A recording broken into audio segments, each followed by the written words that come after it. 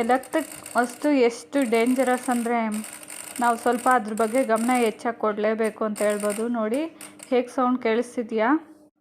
ನಾನು ಮುಖ ತೊಳಿತಿದ್ದೆ, ನನ್ನ ಮಗ ಟಿ ವಿ ನೋಡ್ತಿದ್ದ. ಸೌಂಡ್ ಬಂತು, ಏನಿದು ನಮ್ಮ ಮನೆ ಮೇಲೆ ಯಾರಾದರೂ ಮೊಳೆ ಹೊಡಿತಾ ಇದ್ದಾರೆ ಅಂತ ನೋಡಿದ್ರೆ ಈಚೆ ಬಂದೆ. ಮುಖ ತೊಳೆಯೋದು ಬಿಟ್ಬಿಟ್ಟು ನೋಡಿದ್ರೆ ಇಲ್ಲ, ಇವನೇನೋ ತೀಟೆ ಮಾಡ್ತಾ ಇದ್ದಾನೆ ಅಂದರೆ ಇವನು ಇಲ್ಲ. ನಮ್ಮ ಅತ್ತೆನೋ ನಮ್ಮ ಹಸ್ಬೆಂಡೋ ಏನೋ ಮಾಡ್ತಾ ಇದ್ದಾರೆ ಏನೋ ಸೌಂಡು ಅಂತ ನೋಡಿದ್ರೆ ಅವರು ಇರಲಿಲ್ಲ. ಏನಪ್ಪ ಸೌಂಡು ಅಂತ ಸ್ವಲ್ಪ ಭಯ ಆಯಿತು. ನೋಡಿದ್ರೆ ಇಲ್ಲಿ ಸೌಂಡು, ನನಗೆ ಭಯ ಆಯಿತು. ಆಫ್ ಮಾಡೋಣ ಅಂತ ನೋಡಿದ್ರೆ ಆಫ್ ಮಾಡಿದ್ರೆ ಕರೆಂಟ್ ಹೊಡಿಯುತ್ತೆ, ಹಿಡ್ಕೊಳುತ್ತೆ ಅನ್ನೋದು ಗೊತ್ತಿತ್ತು.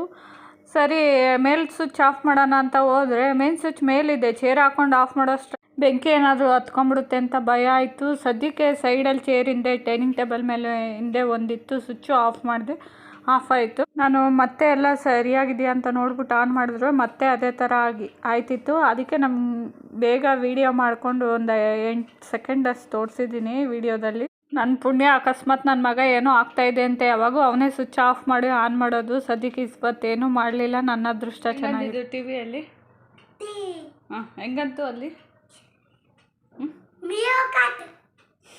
ಕಾಡ್ತಾರಂತ ಅಂತ ಹೆಂಗಂತಿದ್ದು ಅಲ್ಲಿ ಟಿ ವಿ ನೋಡ್ತಾ ಇದ್ದಾಗ ನೀನು ನನ್ನ ಮುಖ ತೊಳಿವಾಗ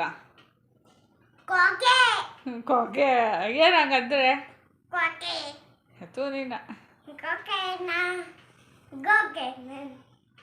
ಅದಾಯ್ತಾ. ಅದಾದಮೇಲೆ ಒಂದು ನೈಟ್ ಹೊತ್ತು ಬೆಳಕಾಗಿ ಬರುತ್ತೆ ನೋಡಿ, ಅದು ನೋಡಿ ಕಾಣಿಸ್ತಿದ್ಯಾ ಚಿಕ್ಕದಾಗೆ, ಅದು ಬೇರೆ ಬಂತು.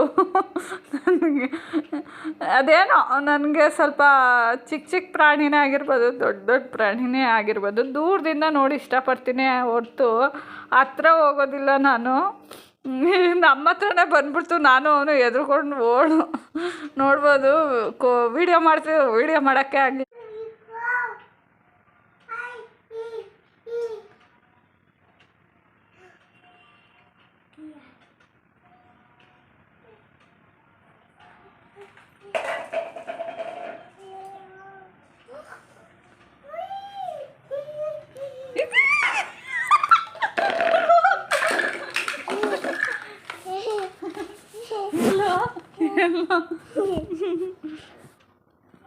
ಮಕ್ಕಳನ್ನ ಮಾತ್ರ ಮೂವಿ ಕರ್ಕೊಂಡು ಹೋಗಬಾರ್ದು ಅಂತ ಅನ್ನಿಸ್ಬಿಡ್ತು. ನನ್ನ ಮಗ ಮಾಡಿದ್ದು ಸಲ ಮೂವಿ ಕರ್ಕೊಂಡು ಹೋಗಿದ್ವಿ.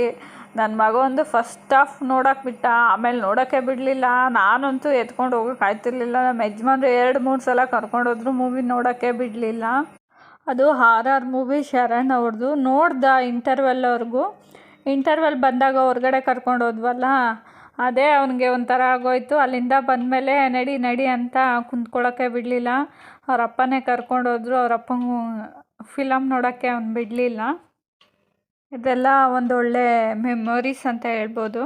ಫೋಟೋ ವಿಡಿಯೋ ಎಲ್ಲ ಹಾಗೆ ಇಟ್ಕೊಂಡಿದ್ದೆ. ಇವತ್ತು ಅಪ್ಲೋಡ್ ಮಾಡಿದ್ದೀನಿ ನಾನು ನಮ್ಮ ಹಸ್ಬೆಂಡ್ ಫಾರೆಸ್ಟ್ ಮೂವಿಗೆ ಹೋಗಿದ್ವಲ್ಲ, ಆ ಕ್ಲಿಪ್ನ ನಾನು ಎಂಡಿಂಗಲ್ಲಿ ಹಾಕಿದ್ದೀನಿ, ನೋಡಿ ನೀವು.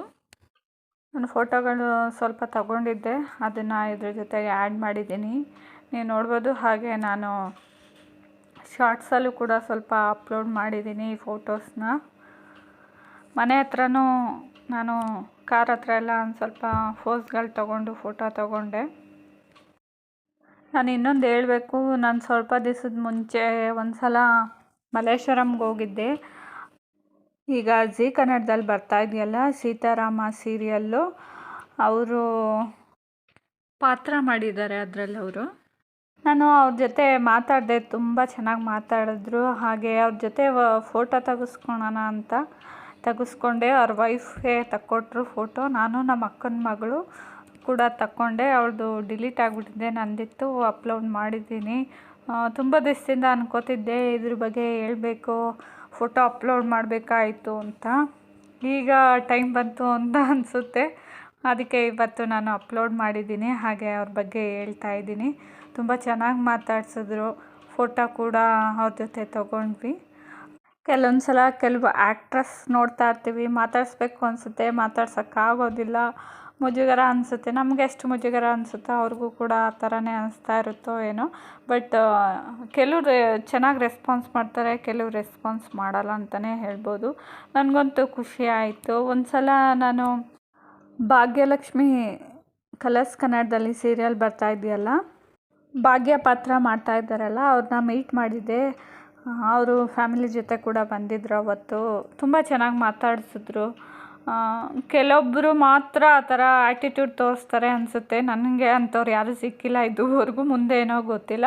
ಬಟ್ ನಾನು ಮಾತಾಡಿಸೋ ಆ್ಯಕ್ಟರ್ಸು ಎಲ್ಲ ತುಂಬ ಚೆನ್ನಾಗೇ ಮಾತಾಡಿಸ್ತಾರೆ ಯಾವಾಗಲೂ ಅಷ್ಟೇ. ಮೊದಲೆಲ್ಲ ಸ್ವಲ್ಪ ಮಾತಾಡ್ಸೋಕ್ಕೆ ಹಿಂದೆ ಮುಂದೆ ನೋಡ್ತಿದ್ದೆ, ಬಟ್ ಈಗ ನನಗೇನು ಅನಿಸಲ್ಲ.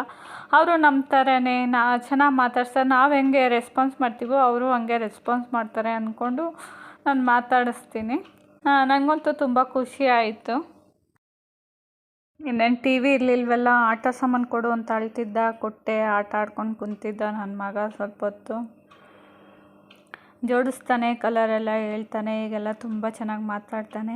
ಹಾಗೆ ನಮ್ಮ ಹಸ್ಬೆಂಡು ನಾನು ಮೂವಿಯಿಂದ ಬರಬೇಕಂದ್ರೆ ಅಲ್ಲಿ ಆಟ ಆಡೋದು ಮಕ್ಕಳದೆಲ್ಲ ಇತ್ತು. ಅದನ್ನು ಹಾಗೆ ಸುಮ್ಮನೆ ಕ್ಲಿಪ್ ತಗೊಂಡೆ. ಮನೆ ಹತ್ರ ಬಂದ್ವಿ. ಈವ್ನಿಂಗ್ ನೋಡ್ಬೋದು ನೀವು ಎಷ್ಟು ಚೆನ್ನಾಗಿ ಕಾಣಿಸ್ತಿದೆ ನೋಡಿ. ಸೂರ್ಯ ಮುಳುಗೋದು. ಅದನ್ನು ಒಂದು ಕ್ಲಿಪ್ ತಗೊಂಡು ಈ ವ್ಲಾಗಲ್ಲಿ ಆ್ಯಡ್ ಮಾಡಿದ್ದೀನಿ. ಈ ವ್ಲಾಗಲ್ಲಿ ನಾನು 2-3 ದಿವಸದ್ದು ವ್ಲಾಗ್ನ ಕಂಟಿನ್ಯೂ ಮಾಡಿದ್ದೀನಿ. ಇಂಟ್ರೆಸ್ಟ್ ಆಗಿದೆ ಅಂತಲೇ ಹೇಳ್ಬೋದು ಈ ವ್ಲಾಗು. ತುಂಬ ದಿನ ಆಗಿತ್ತು ನಾವು ಮೂವಿಗೆ ಹೋಗಿ. ಈ ಸಲ ಮೂವಿಗೆ ಹೋಗೋಣ ಅಂತ ನೋಡಿದ್ವಿ. ಅಷ್ಟು ಚೆನ್ನಾಗಿರೋ ಒಳ್ಳೆ ಮೂವಿ ಯಾವುದೂ ಬಂದಿರಲಿಲ್ಲ. ಇದೇ ಹೋಗೋಣ ಅಂತ ಆಯ್ಕೆ ಮಾಡ್ಕೊಂಡ್ವಿ. ಕಾಮಿಡಿ ಇರುತ್ತೆ ಅಂತ. ಹೌದು, ಕಾಮಿಡಿ ಏನೋ ಇತ್ತು ಫಸ್ಟ್ ಹಾಫು ಪೂರ್ತಿ. ಸೆಕೆಂಡ್ ಹಾಫು RR ಇತ್ತು. ಬಟ್ ಮೂವಿ ಅಷ್ಟೊಂದು ನನಗೆ ಇಂಟ್ರೆಸ್ಟ್ ಅಂತ ಅನ್ನಿಸ್ಲಿಲ್ಲ. ಇದು ಪಾರ್ಟ್ 1 ಪಾರ್ಟ್ 2 ಇದೆ ಅಂತ ತೋರಿಸಿದ್ರು. ಯಾರೆಲ್ಲ ಹೊಸದಾಗಿ ನನ್ನ ಚಾನಲ್ನ ನೋಡ್ತಾ ಇದ್ದೀರಾ ಪ್ಲೀಸ್ ಸಬ್ಸ್ಕ್ರೈಬ್ ಮಾಡ್ಕೊಂಡು ನೋಡಿ. ಬೆಲ್ ಐಕಾನ್ ಕ್ಲಿಕ್ ಮಾಡಿ, ನೋಟಿಫಿಕೇಷನ್ ಬರುತ್ತೆ. ನೆಕ್ಸ್ಟ್ ವ್ಲಾಗ್ ನೀವು ನೋಡ್ಬೋದು. ಲೈಕ್ ಮಾಡಿ, ಹಾಗೆ ಶೇರ್ ಮಾಡಿ. ಈ ವ್ಲಾಗ್ ನಿಮಗೆಲ್ಲ ಇಷ್ಟ ಆಯಿತು ಅಂತ ಭಾವಿಸ್ತೀನಿ. Until then, bye. Keep smiling. Thank you for watching. Next vlog.